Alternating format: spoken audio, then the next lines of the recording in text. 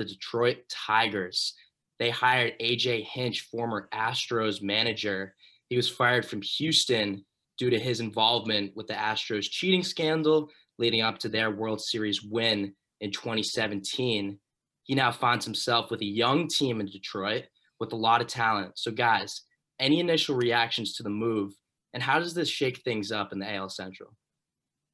I think to me, it's a little too soon to hire AJ Hinch, as I said earlier, because look, we're only a year off of that, monumental scandal where he was the head of, in my opinion, or maybe not the number one, but he was there, he knew about it.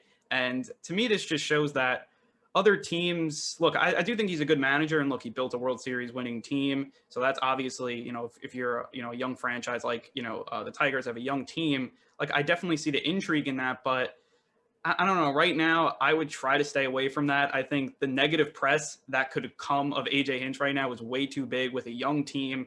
I could see things spiral out of control. It kind of reminds me of back in the day with the bounty scandal with the Saints. And then Greg Williams was hired only a year after as well with the Rams. And then that defense was just awful. Jeff Fisher was the head coach, and it didn't really work out. So again, I could see it either way because AJ Hinch did build a World Series winner from basically scratch like the Tigers are doing. But I don't know. Right now, too much really negative press right now. I understand the intrigue from the Tigers' perspective because there probably wasn't a ton of intrigue in that job. And that's, I think, where I'm going with this more so than anything else. And you mentioned, Jack, on the back end of your question about how does this shake up things in the AL Central? To answer that question, it doesn't, because the Tigers are awful. They are an awful organization, and that's just the reality of the situation. So they have, I think, built a little bit better through the draft and in their organization prospect-wise, but they are still years and years off from being anything remotely competitive. This is not a good baseball team.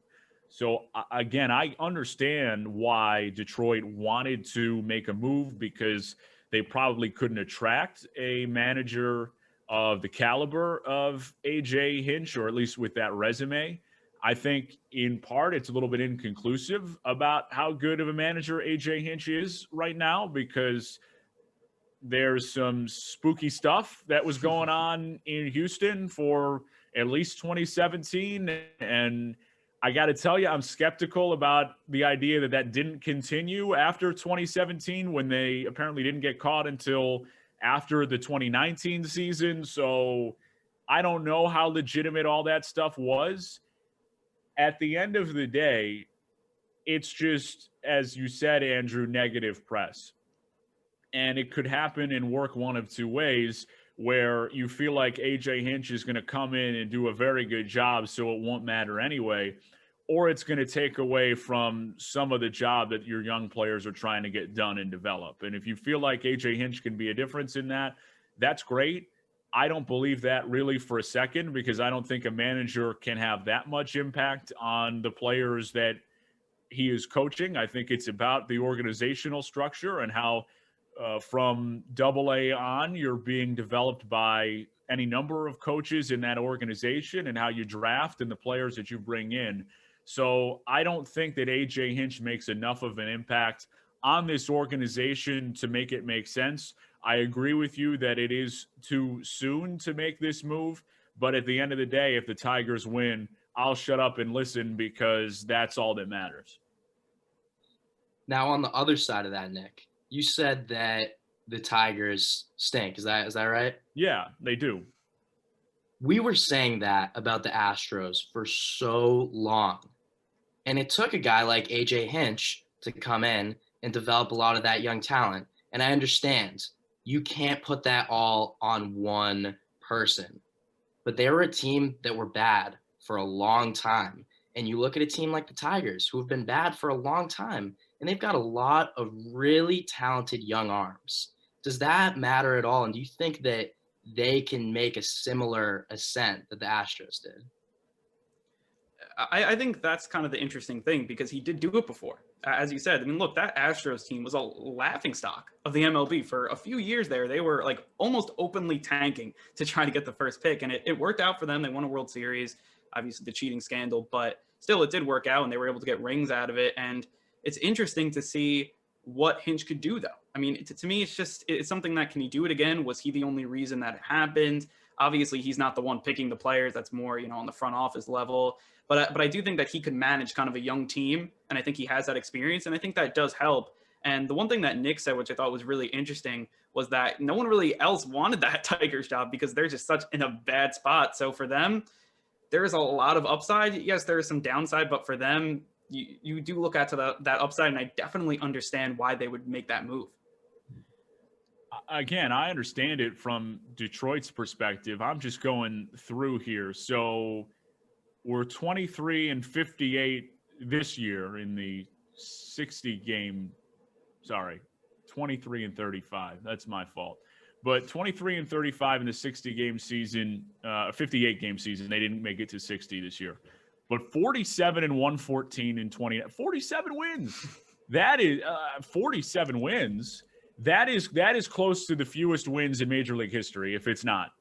And I won't go through to embarrass them to look it up, but it's close. I remember seeing that that 47 wins is close to the worst. So I understand it, but at the end of the day, the Astros, and it's hard to ignore this ascent without talking about the cheating. Like I want to say that that they built a winner there, but it's hard for me to say.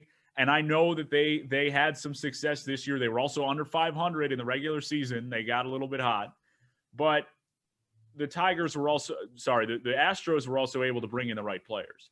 Because I think when you look at Carlos Correa, when you look at Alex Bregman, when you look at Jose Altuve, those are talented baseball players.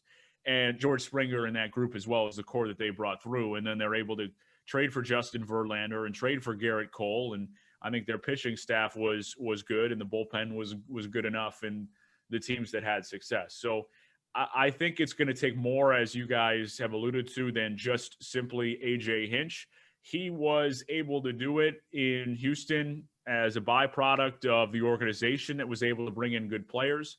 Whether Detroit can do that or not remains to be seen. I think you can be confident in some of the young players that they have brought in, but at the end of the day, A.J. Hinch was also unsuccessful the first go-round in Arizona, and that's part of the context of this conversation too.